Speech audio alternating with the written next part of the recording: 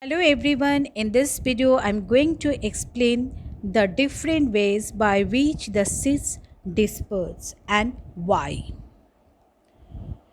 What is seed dispersal?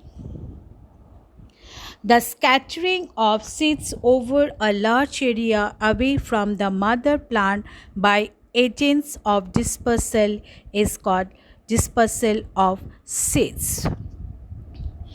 In nature, the same kind of plants and trees grow at different places because their seeds are dispersed to different places by various natural agents. So, the natural agents like wind, water, and animals help in dispersal of seeds.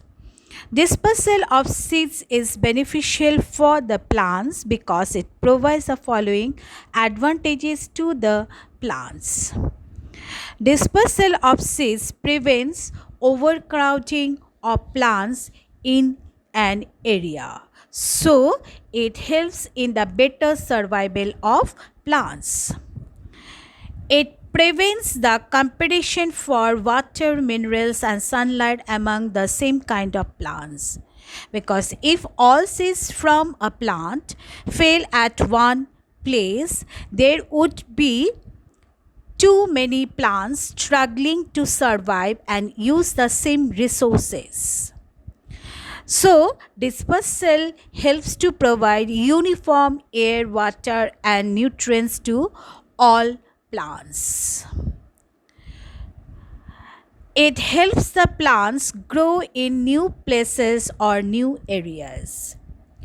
Because if seeds were not transported by the agents of dispersal, we would not have such a variety of plants growing in different places. Dispersal of seeds and fruits by wind.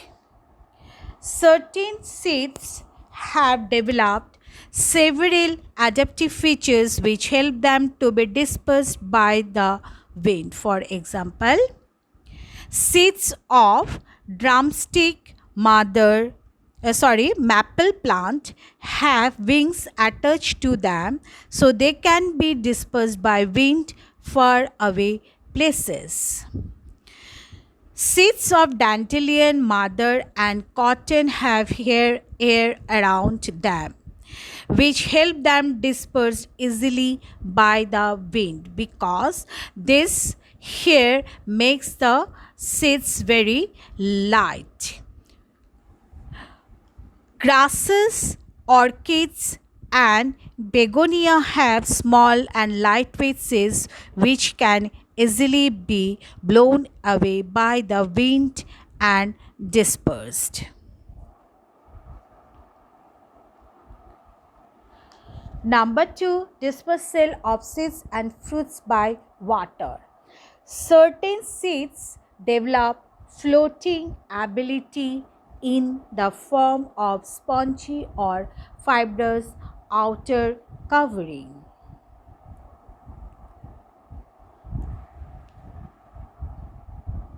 Because the spongy or fibrous outer coat have a lots of space for air, which makes the seeds very light and develop the floating ability.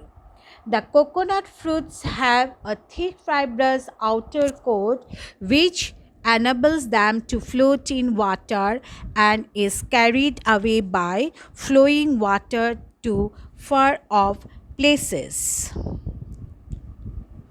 The seeds of water lily plant and lotus plant have a spongy outer coat which allows them to float in water and move to other places along with water current. Number 3, dispersals of seeds and fruits by animals. Certain seeds are dispersed to far off places by certain animals. They can be carried away by various means. For example, some fruits like xanthium, urina, etc. develop hooks on their surfaces by which they get attached to the fur of animals. Fur means the long hair of animals and are carried away to distant places before they get rubbed off from their bodies and fall to the ground. Sometimes animals eat seeds along with the fruits. The seeds remain undigested and pass out with feces at some other distant places.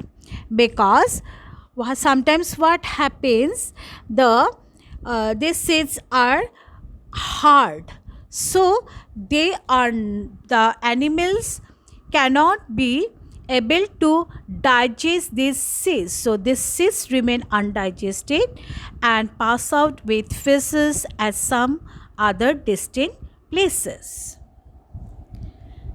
Number 4 is dispersal of seeds by explosion.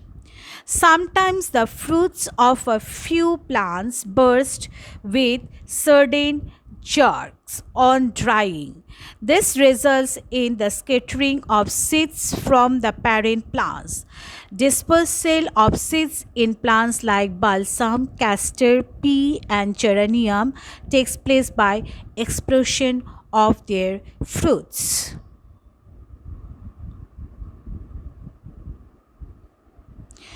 Germination of seed. So what is germination of seeds? The process in which a seed begins to grow into a baby plant when favorable conditions are available is called germination of seeds. When a seed is sown in the moist soil, the seed soaks up water and swells. The seed coat splits open, the radicle grows first and moves into the soil, forming the new root system. Shortly, the plumule moves upwards and comes out of the soil to form new shoot. The green leaves develop on the shoot, which are able to utilize the sunlight to carry out the process of photosynthesis. At this stage, the plant starts making its own food. The seedling grows further and ultimately forms a new plant.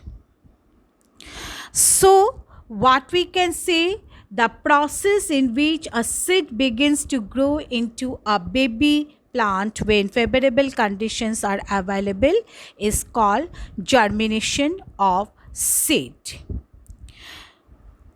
After a certain period, the plant bears flowers. These flowers again produce fruits and seeds, and the cycle continues. So that's all about the reproduction in plants. Hope you all have understood.